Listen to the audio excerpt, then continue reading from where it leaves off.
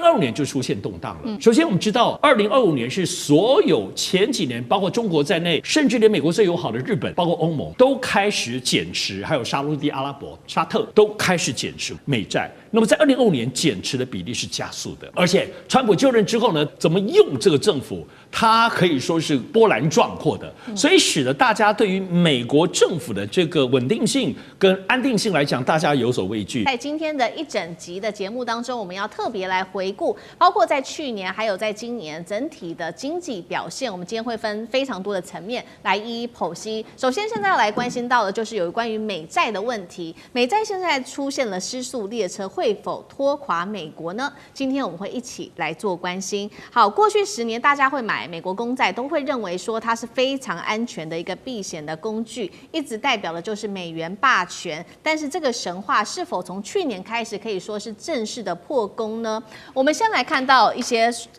统计数据，是来自于这个美元神话是否破功的一些支撑。去年5月的时候，可以看到穆迪它直接下调了美国的主权信评，美债直接痛失了它的3A 原本的地位。那么债务现在总额美债已经冲破了36兆美元，光是利息的支出首度就突破了1兆美元大关。并且我们看到，在民主党跟共和党两党的恶斗当中，去年我们特别观察到，美国政府关门创下了史上最长天期，达到了43天，导致经济是一度的停摆。华尔街日报这边特别也做了一个示警，一向都是比较挺华府的，但是华尔街日报这一回说，2025年就是美债光环消散的一年了。好，我们来看到这些美银的首席策略师他怎么给投资的建议。他说呢，再来下半场的时候，2020年代下半场投资原则，他认为只有一个，就是除了债券之外，你什么都可以买。他特别提到了30年期的美债价格已经腰斩了，包括直接影响到日本的公债重挫幅度高达45%，这不是短期的修正，他认为就是长期债券的一个大熊市的一个发展。另外，我们看到历史学家他也回顾了一些从历史上面来看一个国家未来的前景，特别提到任何大国，如果你在你的国债利息上面支出是高于你在国防上的支出的话，代表未来它的伟大地位其实不会维持的太久，真的是这样子吗？我们要请教上这个怎么看今年美债2026年的整体发展，会不会成为拖垮美国的一根稻草？特别回顾到会不会重演当初西罗马还有奥图曼帝国债务压垮霸权这样子的一个现象发生吗？我想美债长久以来，过去来讲是全世界当中最稳定的东西，但是在2025年出现了大的波动。那么这个波动也不是突然性的。首先，美国债务或美国政府的债务，严格来说是在美国所有的这个经济结构里头，它是一个心脏。因为一个国家政府它到底欠了多少钱，这个债务本身还不还得起，它当然是一个国家政府运作的最核心的部分。那么过去来说，为什么过去的美债也都欠啊？那因为全世界把这个美国，我们知道美国作为一个霸权的体现，就来自于特别是它的金融货币。那核心无论是美元作为全世界的一个通行的货币的标准，然后包括美国股市吸收了全世界所有的资金在华尔街在投资或炒作，而这里头汇集到政府的心脏其实就是美债。所以过去美债来讲，除非美国倒了，这个国家亡了，否则这个美国的这个美债当中，它还是一个存在的一个最核心的价值。因此，美债虽然是美国欠了这么多的债务，但它是全世界的所有其他的国家买它的美债，而且作为一个不会倒、应该不会倒的国家，所以长久以来，那么这个作为可以投资，而且有利息。因此，美债本身的利息长久以来都是我们在观察，包括美国经济或全球经济动荡的指标。2025年就出现动荡了。首先，我们知道2025年是所有前几年，包括中国在内，甚至连美国最友好的日本，包括欧盟，都开始减持，还有沙特阿拉伯、沙特都开始减持国债、美债。那么在2025年减持的比例是加速的。而且，川普就任之后呢，对于整个美国政府的这个怎么用这个政府，它可以说是波澜壮阔的，所以使得大家对于美国政府的这个稳定性跟安定性来讲，大家有所畏惧。因此，美债就使得我们刚刚强调的，过去来说长期的，比如说5年、10年的这个长期的殖利率，它利息都是很稳定偏低的。但是呢，没想到大家对于美国5年后的债务、10年后债务觉得风险很大，很害怕，所以都抛了。所以因此变成是那怎么办呢？只好提高利率。所以我每次看到长期的这个殖利率如果偏高的时候，就表示这个东西，包括我们最近日债也是哈，日本的这个货币债务也是一样，国家债务也是，大家就觉得不想持有。那所以市场上只好抬高利息让大家来买。那我想2026年这件事情它影响性是如何？我认为还是在看美国政府哈，因为我们都知道现在美国这种明尼苏达州的这种内部的这种碰撞，也让美国社会也进入了逼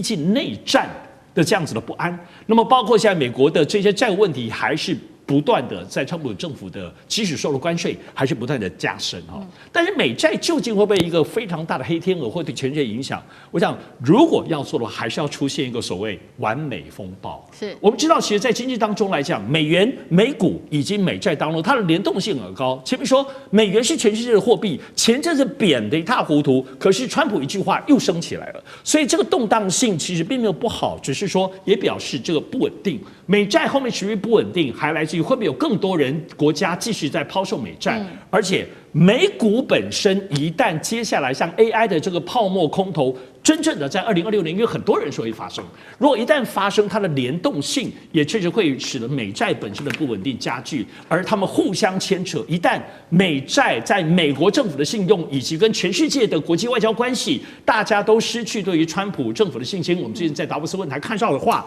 如果这个东西继续发展的时候呢，其实确实有可能成为2026年当中以美债拉动或爆破的一个黑天鹅所在。好，所以我们其实可以看到一个很明显的分水岭，从川普政府去年上任以来，尤其在2025年开始，美债的光环逐渐的褪去哦。那么大家对川普的信心越来越低的时候，川普持续的打他的这个关税战，那其他国家也打什么呢？针对美国的美债来把它当成武器化来打川普，到底有没有效？来看几个国家，包括了中国大陆跟欧盟，现在呢都把这个美债当作是一种政治谈判的武器，叫做金融武器来打。中国大陆它针对于川普的关税，直接说呢，不排除大陆会来抛售美债。欧盟也说了，传出因为呢，川普在介入在乌克兰的问题，还有格陵兰的问题，所以欧盟现在威胁要抛售高达73兆美元的美国国债，逼华府回到谈判桌，有没有用啊？舰长怎么看？首先，大家要知道，如果现在发生战争了，台湾海峡发生战争，你手上有一大堆新台币，问你要转投资什么？依据过去的经验，第一个是黄金，可是黄金我先告诉你没有利息，第二重的要命，身上很难放，所以我跟你讲，大部分人其实会依据过去的经验去买美金，因为美金毕竟还是这个全世界最值得大家相信的一个货币，不然你投资别的，你心里会七上八下的。然后美债有多好，你知道吧？现在美国30年期的这个殖利率的那个债啊，它今天我查是4.9%的利率，意思说每年到年底它给你4.9%。如果我们央行投资了1000亿美金，到年底这个美国就会给他49亿美金的利息。然后他在国内呢，他有这些钱，对不对？他给他放，因为他是靠国内收来的钱嘛，国内的钱存在央行的，央行给他多少利息？2%不到。它最长的利息是大概3年的，大概只有1.7、1.8、1.9。我这样讲好了，这两个差的是大概3%。所以我央行什么事都不做，我买1000亿美金买美国的国债，我一年基本上躺在那里就赚30亿美金，就是1000亿台币，大概是这样。你说好不好赚？那当然就是你要问这个美债到底稳不稳的这个问题。那当然，今天刚上次课有讲这个黑天鹅，我觉得现在是有一只黑天鹅，你要小心的就是啊，当大家觉得心情不稳的时候，都怀疑的时候，有一个东西一定涨价，那个就叫黄金，因为黄金是全世界人类最原始、大家最信任的货币，所以当大家心里在怀疑的时候，金价一定涨。那你知道最近金价涨得不得了，所以如果我能够在过年的年初的时候给你一个建议，请你今年操作股市你一定要谨小为慎。因为当黄金一直在涨，那代表整个全世界，因为这个金价不是我决定，不是你决定，全世界对这个东西是有一点怀疑的。那至于你说这个各国为什么有的卖有的买呢？这跟各国的这个情况不一样。好比说中国有这么多，它现在还有6000多亿啊，这个美债，因为它随时美国就把它当做一个武器来威胁它，所以他觉得这是一个受威胁的东西。那像什么英国啦、日本啦，它跟它绑在一起的，它怎么能卖呢？那至于你说这个美债会不会变成金融武器哦？当然它是一种金融武器，但这种金融武器类似核弹。什么叫做类似核弹？当你用的时候哦，基本上第一个你自己受伤。我举个最简单的，中国大陆现在有这么多，有6000多亿，我不顾一切我给它卖掉，好不好？卖掉之后，这个跌下来，谁第一个倒霉？我卖的人自己啊，因为你卖完之后，你知不知道日本可能买啊，英国可能买？为什么他们跟它是绑在一起的？你以为是日本跟英国支持美国吗？不是，因为我们的利益共同体，因为日本有全球最高的1.2兆，英国有8000多亿，你就知道他们绑在一起。我不是支持美国，因为我们的利益在一起，所以你卖，你第一个受损失，我可能不会卖，所以这个东西就是一个很难讲的。好，所以我们看到，因为在川普政府的这个执政之下，现在看起来整体来说，不管是美元跟美债都已经失去了过去最辉煌时候的信任。那新任的未来，如果川普选了这个联准会主席，能不能救美元跟美债呢？等一下，请聂老师来带我们看。因为现在目前为止呢，川普已经利用了他的这个自己私人的方式哦，去开除了联准会的理事跟库克，包括了联准会的主席鲍尔也被启动了刑事调查。那鲍尔非常的愤怒，他就说他这一次会遭到刑事起诉，纯粹是因为他没有按照总统的偏好来做行事。那么今年1月底，大家知道就是川普提名的这位是 Kevin Warsh， 他接掌了联准会。确实，现在大家认为说这个是不是一个政治指令，而不是联准会不再独立了？所以可以看到美股、美债都跌，那美元也同步转弱。Kevin Warsh 能够改变现在美元跟美债大家对他的不信任感吗？还是他会追随川普的意思？老师怎么看 ？OK， 我觉得波威尔生气难过当然是其来有自啦，但是你要知道，你这个人如果不够智慧，你就会可能碰到这样的遭遇。我觉得你看川普这个人，你就是要忠心嘛，你就是要听话嘛，你不听话不忠心，你一直在保持你的这个公正超然立场。他当然要欲加之罪，何患无辞呢？告诉你说，你装潢的，我盖的 building 都算是你的，我就是要告你。你知道他现在很惨。但重点是，他是一个算某个角叫老实人，那以学经背景不一定输于他这个川普提名的 Warsh， 但是我跟你讲 ，Warsh 假设提名经过他要经过参议院通过嘛，他是1月30号提名的，他如果上来的话，你觉得 Warsh 跟 Powell 有什么差异？我觉得是灵活度。我跟各位报告一下，我们今天时间非常短暂，如果你要我来分析 Warsh 这个人跟川普的关系以及他未来的走向，还有看他历史为什么川普会选他，而从某个角度，川普不该找他的，为什么？他叫做鹰派，他被定义叫鹰派。鹰派是 contractionary 的 monetary policy， 是紧缩货币政策的人。谁？川普不是要降息吗？不是要 expansionary 吗？不是要扩张性的货币政策吗？那为什么要这样呢？我跟你讲，各位要解读经济学会有点学理啊。这个已经55岁的1970年出生这个人，当然他大学其实也不是读经，他是读公共政策。然后他后来他是 Stanford 的，然后到哈佛大学读的也是法律，他跟这个财经有什么关系？有，他毕业之后呢，因为他有旁修一些跟经济相关的债券资本市场，还有市场这个经济的学，其实对我们来讲，其实那三脚猫的旁听课。可是他进到了实业界，他刚毕业不久，在1995年到2006年的时候，实务在 Morgan Stanley 做过副总。VP 讲到连有些副总做白金理专的，只是这个玩金钱游戏也没什么，可他够活。然后到2006年，他当然就进到了 Fed。你要知道，在 Fed 的时候，他可以到后来他又回去到2018，但重点2011就下来了。你知道为什么？因为大家不爽，因为他反当时的 QE2， 这个是一个重点。为什么？大家还记得吗？金融海啸 QE1 在什么时候？在2008年12月的时候丢出了1.725兆。第二次的 QE 在2010年的11月6号到2011年的6月8个月，每次750亿乘以8是6000亿，加起来是2.325兆。当 QE3 的400亿和 QE4 的450加起来850，在2013丢了1年，总那时候就是外债务就冲出 ，QE 就冲出债券多了3-4兆。我现在一个重点，他为什么要反？奇怪了，不是要救市场吗？那时候是欧债危机，第一次是救金融海，第二次是救欧债危机。他反的原因是因为他发现通膨起来了。虽然当时不消费，因为这通膨是一个问题。他说你只要丢这样的货币供给增加，你知道我们货币让这个钱流出来有两个，一个降息是这个管价的货币政策，还有一个是那个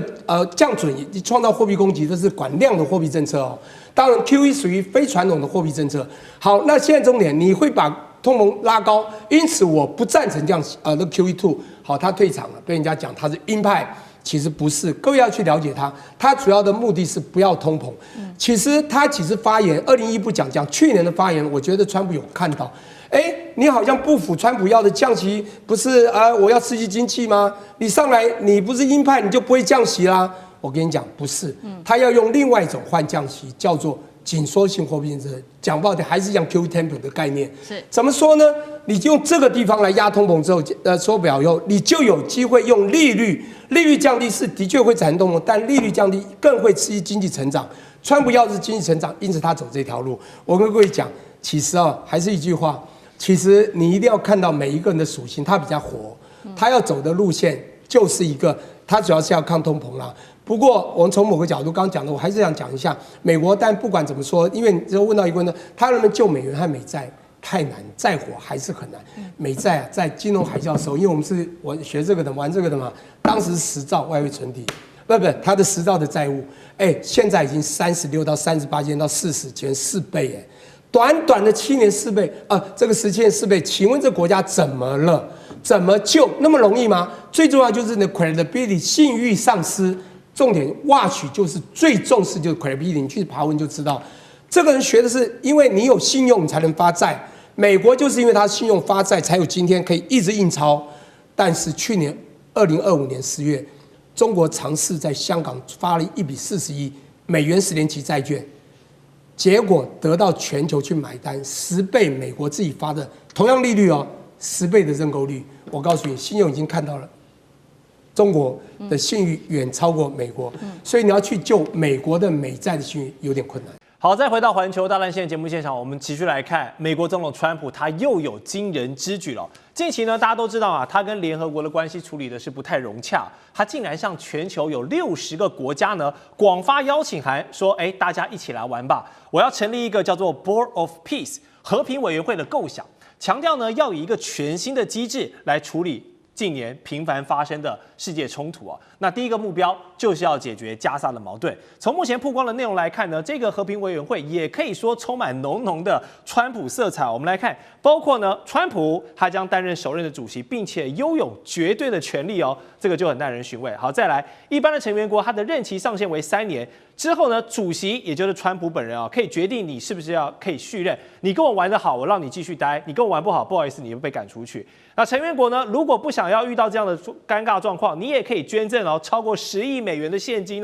大概折合新台币这个316亿就可以获得一个永久会员的资格。哇，看这3点就知道了，非常有这个川普的纲要的感觉就是你花点钱，咱们来交个朋友，然后来玩玩看这样的一个商人思维。所以委员你怎么看川普现在拎出这一个川普版的联合国闹这一出戏，他想要搞什么？川普任期剩下不到3年啦，那请问一下，这个和平委员会存续期间可以超过3年吗？下一任美国总统如果是共和党呢，会接续他这个做法吗？如果民主党呢，更不可能接续他做法，所以他开心好玩就好，开心好玩，就像那个鲁特尼，对，鲁特尼克说要让我们总统开心让他开心就好。这个和平委员会其实没有到什么联合国的规格啦，它就是为了处理加沙走廊的土地利益的分配嘛。那土地利益分配，你给我10亿，我就分配给你多一点；你不给我钱，我分配少一点。会缴钱大概沙特阿拉伯、阿联酋了，维持这个一个基本的运作了。这个他自己当主席，而且拥有皇帝一样的权威，谁能加入要我同意，我也可以开除你。哇，这个真爽啊，对啊。然后这个和平委员会可以控制一个加沙走廊的理事会、文官集团的政府。你看，那最糟糕的是以色列，我流血流汗拼命搞个老半天，加沙走廊我1块土地都拿不到，全部被川普拿走，这变成美国的海外领地，只是一个国际化的海外领地，一个托管地而已啊。那找什么 Tony Blair 来嘎一脚大家抽一脚。那其他的有哪个政府的首长参加？那个这种人找 Tony Blair， 那你找现在的这位首相怎么办呢？啊，所以啊，这个是一个川普在捞钱的一个机制啦，啊。那他的目的就是说，我如何来处理？他可能3年内真的会把加沙走廊处理的有没用？我经常喜欢开玩笑哈，我说川普干别的不行，搞土地一把照，老本行，老本行。所以加沙走廊的土地问题，他处理起来比谁都好熟练。他要钱啊，他又不想美国出钱，所以呢，就是一个10亿收一收，够了啦，真的也够了哦。那够了，问题是，那川普卸任以后，和平理事会主席还是他吗？你先问这个问题，他没有说不是他哦，换句他继续控制这笔钱，他当加沙国王，是不是？哇，这个超有趣的。那把它想象成联合国，那就有点过了。为什么？联合国其他国家不会理会你，大部分国家跟以色列、跟那个加沙走廊也没什么关系啊，是大家也没兴趣尬这一脚。那你说啊，以后我们还可以处理加沙以外的其他问题，其他问题变成真的联合国，我跟你讲，美国其他总统也没兴趣啦，哦，就像那个印太什么印太经济架构一推出来，我就嘲笑他说，哎，那是拜登的玩具啦，果然没多久没了。那这个川普的玩具啦，没多久就没了。是，川普这个好热闹哈，大家还花钱交朋友。那我们可以看之后会发展成什么样。但是呢，这一次的这个和平委员会的首波邀请名单包括有谁啊？像加拿大啦、土耳其啦、埃及、阿根廷、印度、匈牙利等等，甚至这个欧盟执委会也都受到了邀请。那最近一直被美国羞辱，说你们是我们第51州的加拿大呢，他的总理卡尼就表示，好，我可以接受加入委员会，但是你要我花这10亿美元去买你的永久席位哦，不好意思哦，没有兴趣。另外，和平委员会成立的目的也引发了某种阴谋论哦，说就是要削弱现在一些联合国可能话语权等等。尤其呢，川普近年又是关税啊，又是插手世界上各式各样的事务，还直接派兵这个抓捕马杜罗，引发了联合国安理会啊，包括了中国大陆，包括了俄罗斯，甚至法国等国的强烈不满。他们现在批评美国已经是一个无法无天的状况了。那么一个有趣的话题就是，既然这个和平委员会你的诉求是和平嘛，我们先处理加沙，之后可能可以处理更多嘛。那站在美国对立面的，像俄罗斯啦、伊朗啦、北韩跟中国大陆，要不要加入呢？大家一起来玩嘛，坐下来讨论，是不是都有很多的和平机会呢？杨老师，你会想入会吗？如果他邀请我，对，我当然会入会。你会入会啊？哦，现在的国际政治不要跟川普作对，尤其是他很重视的土地开发，好处哦，有好处。好处就算了，好处就算了，因为好处是他说了算。是，但是呢，如果他邀请你，你不去，你拒绝，那只有坏处。但是你自己能不能跑到门口去敲门说我也想加入？那当然有管道。我在想有一些国家可能也有表态，但不容易。是，但是他是不是真的能在加沙处理问题之外，变成川普的维持国际安全或者是国际秩序的这种联合国或者是联合国安理会？不要想得太多。基本上，我觉得他就是在处理加沙问题。也许在这个机制里面呢，将来碰到中东的相关的问题的时候，也可以用，因为加沙的稳定牵扯到就是它的房价，对，它的这个工程，然后呢，加沙的稳定会来自于中东的稳定、以色列的稳定，所以你知道，这就跟一个铆钉啊钉进去哈，让以色列的情况跟中东、跟全世界在地缘政治、在就是金钱以及房地产开发多个层面更进一步的龛嵌在一起。他的深意在这里。是。至于说啊，我们比到这个拉出来取代联合国，川普是退出66个联合国相关机构跟其他的这些国际组织，因为他1月8号接受《纽约时报》访问的时候，他就讲一句话：哪有什么国际法？我的行为只有我的道德观才能对我有所限制。也就是川普说，我就是规则，我就是秩序。那尤其是在他的势力范围之内，他现在真的这样的搞。那因此，他要一心一意想去开发的加沙地区，他就搞出了这个东西。一方面找大家来募款，那60亿乘上10亿乘上60个不得了。对啊，当然加拿大说他不会付哈，有些国家可能不会付，也是不得了。然后呢，再加上这个利益在这边，我觉得其实他最主要是要去深化后续这整个加沙开发的想法。所以你不要小看他，他把大家绑在一起，利益绑在一起，然后呢，地缘政治绑在一起。但是你要把它提升取代联合国，我觉得不可能，因为我在想，他大概不会去邀请俄罗斯或者是中国大陆，俄罗斯也许会，所以我们就等到那个结果出来，他大概不会去邀请中国大陆，是，因为他反而怕中国大陆的力量进入到中东，所以呢，那我觉得北京也不会去敲门，那因此联合国还是有它的用处，川普美国也没有退出联合国，但你说要取代它不容易的，是。好，刚才有提到加拿大不会要付这个10亿美元加入你这个川普的小群体里面，但是呢，最近加拿大还有另外一个动作，可能会让美国要提出一些警戒了，就是呢，枫叶国它最近一直被美国嘲笑是51州嘛，各种关税、各种话语都是对加拿大人很不客气，所以现在呢，加拿大转而去跟中国大陆破冰交好了。总理卡尼亲自访问到中国，还跟习近平主席会面后呢，达成了不少正面的关税协议。像是加拿大将开放中国的电动车啊，每年4.9万辆的进口，而且税率从原本的100%是大幅降低到6.1%啊，这是打了一个超级大的折扣。作为互惠呢，中方也降低了对加拿大的这个油菜籽的关税，3月1号开始从84%调降为15%，并暂时移除像是油菜籽粉啦、龙虾、螃蟹、豌豆等等农渔业产品的一个针对性关税。过去我们都知道，加拿大跟美国无论是地缘啦、种族啦、文化啦，可以说两个人是最亲近的这个兄弟之邦。那这一次兄弟之邦率先去跟这个美国现在最大的心腹大患中国交好了哈，做出了一个示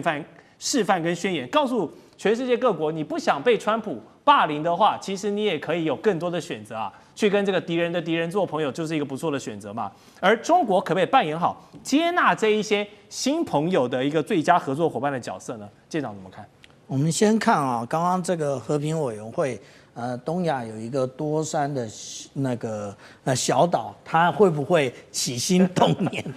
去加入这个国际组织？而且川普本人可能他也想捞钱，然后他也想创造这个模糊，甚至他想要牵制中国大陆，他会不会也同意了？这个是值得观察的啊。第二个，我们这样讲啊，其实刚刚杨老师讲的非常对啊，就是川普千万不要得罪，还是在很多方面要继续合作，不然的话，我们现在已经看到有关于北约的部分，你只要敢对格陵兰怎么样，他就给你加税，所以不是每个国家都跟中国大陆跟印度一样可以承受这样的关税，还可以继续谈判。那所以我们讲到说，从卡尼出发，卡尼当初他是怎么来讲中国大陆的？他说近年来啊，这个世界已经改变了。那在这个加拿大必须要在这个新的世界秩序中取得有利的地位。这个讲的也就是原来就是单极，现在变成G2的一个状况，也就是加拿大当初跟美国肝胆相照，结果惹来的就是第51州的肝胆俱裂。可是我们来看啊，相对于美国之外啊，这一个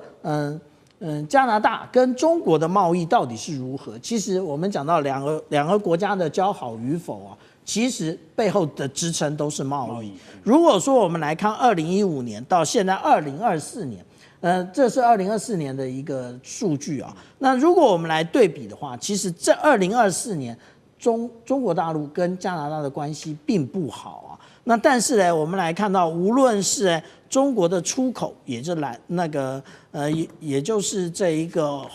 红色的部分，或者是中国的进口蓝色的部分，其实10年之内都是翻倍成长。在这翻倍成长里面呢，其实包含的项目非常多。我们看到中国大陆其实它出口的项目，也就是我们一般所看到的中国大陆的强项，也就是有关于电子产品啊、纺织品啊，以及这个衣服、鞋类之类，都在这个位置。可是我们看到中国大陆进口的是什么？其实也就是原物料。那这一个部分就是美国现在对于加拿大建立了非常多的一个门槛，建立了非常多限制的部分啊。所以我们讲到说啊，这一些国家都已经盘点过那个对于中国或者是对于美国该如何的选择，所以我们讲到说加拿大才会做出这一个跟中国大陆成为这个新型战略伙伴。是。好，接下来我们要来关心到的是美元跟美债这个时候双杀，全球是否已经出现了卖出美元资金大逃杀的这一种趋势呢？今天我们会一起的来做关系，因为我们其实可以观察到，2026年才开年不到1个月，金融市场就已经开始出现到一些风暴的前奏了。我们来看到的是几个指数，美元指数单周不断的暴跌，创下从去年4月以来已经是一个最差的表现了。包括可以看到美债跟美元都在同步走弱，现在资金正在逐渐的撤离美国当中。我们来看到，包括了这个是来自于巴龙周刊也特别说了，现在世界已经进入到一个全新的阶段，这个阶段他认为就是弱势美元的时代已经正式的到来，而导火线他认为就是川普本人了。因为呢，我们可以看到，特别是在最近地缘政治很动荡之外，包括川普在处理格陵兰的问题，他不断的用关税来胁迫这些欧洲国家，让这些欧洲国家也认为说美国的影响力在不断的下跌，他们也在卖出美元，有这样子的一个动作。结果我们就是可以看到，不管是股市在跌，或者是这个债市在跌，或者是汇市跌，避险资金现在已经逐渐的往其他的地方去流动了。各国现在买什么呢？买的就是黄金。波兰可以看到央行它增持了150吨的黄金，欧洲、印度、亚洲机构全部系统性的就是要把美债给减持掉，而避险资产现在呢也在掀起全球的资金开始往这个地方在不断的走。经济学家说啊，一旦失控，如果美元持续的发生这样子的一个结果的话，后果是不堪设想的。不过我们看到这个时候，川普好像也没在怕，他认为说，美元就算上下波动，这也都是正常的啊，反而会不会有利于美国我们在这边的出口的竞争力反而更加的好呢？那包括了知名的投资人他也说了，全球资金他观察到正在撤离美国当中。我们可以看到现在这个世界正从贸易战走向了一个资本战争，这是来自于桥水基金创办人达利欧的发言。赖老师怎么看？有没有发现这个卖出美国的一个风潮在全球兴起？我觉得它是一个趋势在移动啊，但是它并不是说川普这1年内就造成了这样的一个趋势移动。事实上是拜登时代就是拜登的4年跟这个川普累计而产生的这样一个结构性的变化。为什么？因为我觉得最早的导火线是来自于这个俄乌战争的时候，美国跟欧洲对于俄罗斯的海外资产的非法冻结跟没收，我觉得这个引起了很多国家他内心里面对于欧美国家的不信任跟不安。首先，他们把俄国赶出 SWIFT， 所以你就看到了很多国家就开始去另制一个避风港的一个系统，也就是本币交易的问题，还有就是数字化货币交易的问题还有就是另外的区块链的问题，来去回避这个 SWIFT 的影响力。所以等于是经过这么多年以后，我们看到 SWIFT 的影响力在往下降，它的份额在减少。那么本币交易的这种清算银行的机制在建立起来，区块链的建立的机制在建立起来。所以事实上是美国他们当初去把这个 SWIFT 这一个本来是一个经济工具，把它政治化、安全化之后造成的后遗症，这是第一个部分。第二个部分就是他把俄国的海外资产冻结，这个形成了很多国家对于欧美国家的不信任，特别是对美国。所以你看到从那个时候开始，从俄乌战争冻结开始，中国大陆就有节奏的、有计划的开始抛美国政府公债，就不断的在抛，那么一部分一部分的在抛。中东的很多的国家、很多的富豪，很多他们也做同样的动作，都在抛美国政府的公债，也就是说买一些美国政府美国私有企业的资产，但是在抛售美国政府公债的情形下，他们在做移转。第三个，他们的动作，这个就是蔡委员一直在强调的一件事情，就是他们在增持黄金，也就是说，很多国家就开始发现，就是说，如果经济的动荡不安时代来临，那金本位制当时也是俄国的金本位制帮俄国度过了那个难关，那大家就会去核算，我的黄金的储量够不够？那如果你不是一个黄金生产大国，那你本身的风险就升高了。所以很多的国家开始有节奏的、有计划的在增持黄金。可是又由于美国他们去没收、冻结别人的资产，他们对于美国把黄金放在美国、放在欧洲又不信任，他们要把它搬走。那像中国大陆就在上海成立一个黄金市场，就是黄金我不放在那边了，我要搬回来，搬回来运走，这个会对于欧美的国家，对于离开美国，当然就构成影响了。所以您所提到的有关于大家都在走的时候，再加上川普上来了以后，川普就成为推倒这面墙的最主要的推手了。因为第一个他的关税，第二个他的胡作非为，然后使越来越多的人对美国越来越不信任。大家对于美国的经济、美国的未来，然后不看好的情形下的时候，你看美国政府的公债不断的在抛售，原来就大陆嘛，可是越来越多的国家现在是看日本，如果日本也守不住的话，那大概美国就完了。因为日本是最听从美国的，也最怕美国的。如果有一天你看到了日本为了要救自己的日元，开始在抛售美国政府的公债，然后开始要把这个钱拉回来救日元的时候，我想这个大概就是美国的终结日吧，应该是这样讲，就是连日本都走的时候。那欧洲的国家你要看欧洲其他的国家走的幅度有多大，现在是丹麦走第一步嘛，可是问题就在于要大国出来走才有效。对。那欧洲的大国如果出来走的时候，这个才是美国政府美债的一个非常严重的一个讯号。所以我个人觉得，目前来说这个趋势是有了，但是你说要把美国推倒，到目前看起来还不到了。但是要这些大国都站出来才有效。是，那同样的问题，委员又怎么看哦？那也有一个说法是说，如果真的不断的出现弱势美元、卖美债美元，这后果不堪设想。委员怎么看？都不会。我一再鼓励呼吁中国大陆要把自己建设成一个金融强国，不要只是制造业强国，什么世界市场、科技强国，少了金融强国，你就是不是强国。美国最强的就是它的金融强国，在全世界打遍天下，没有敌手。为什么？我再举个例子，中国大陆去年非常开心，我也很高兴，就是它的贸易的顺差1兆2000亿，对美国贸易已经降到了15%以下，它全世界的贸易顺差还1兆2000亿。可是不要忘记，这1兆2000亿啊，1兆。其中的1兆都是用美元收入，它不是用其他货币收入，不是用人民币啊、日元，都是用美元收入。那你这个中国人民银行把这个1兆美元的收入，只是一部分放在口袋，其他散在银行、散在民间、散在外销企业里面去。那你为什么不买别的？你为什么不收黄金？就是因为美国有一个全世界最大的资本市场。它的银行系统加证券市场加起来所构造的一个金融强国，目前无可取代，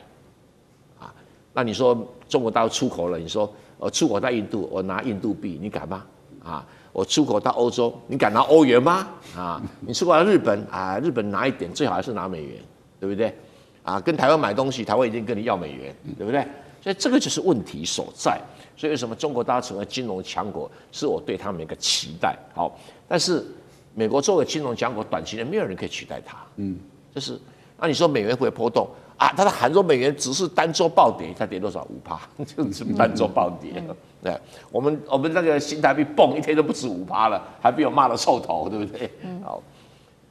那再来这个美债跟美元是没有关系的，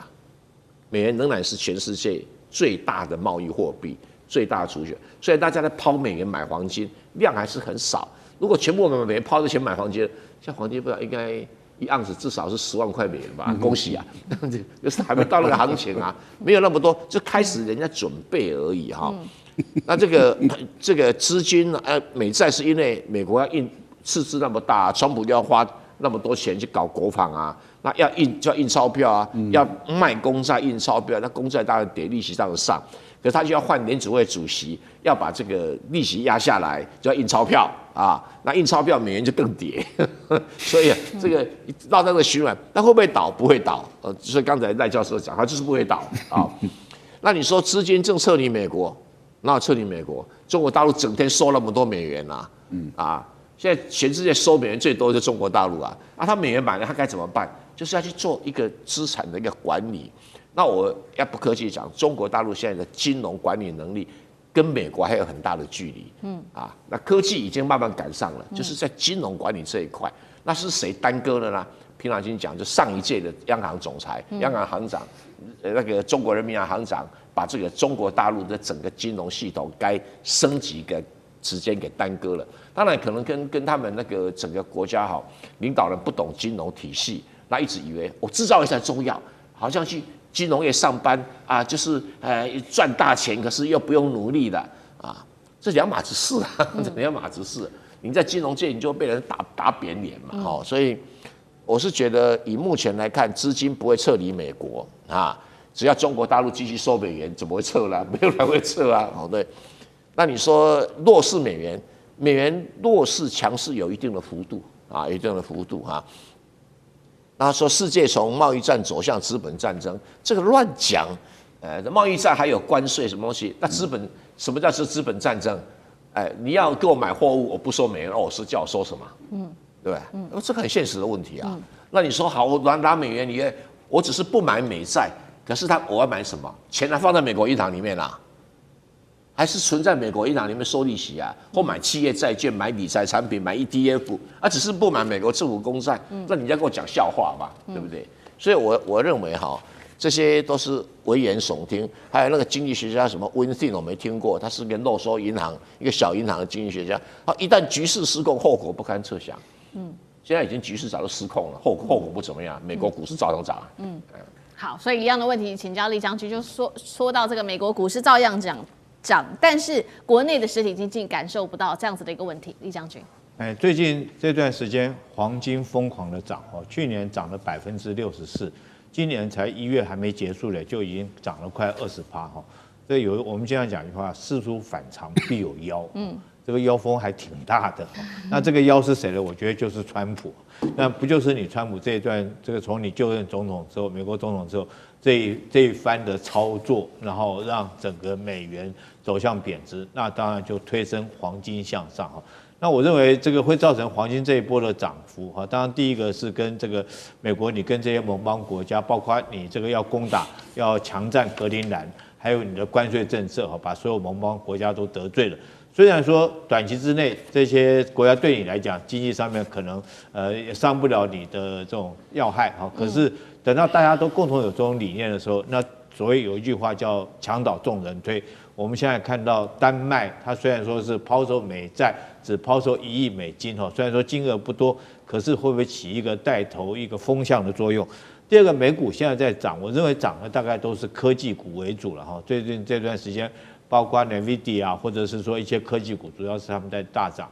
对于民生来讲，其实不会有太大帮助。第二个，美股会涨，代表的是我认为是华尔街的金钱游戏什么人才会去买股票呢？当然是有钱人才会去买股票嘛。我记得 SARS 那段时间，美国这个大撒币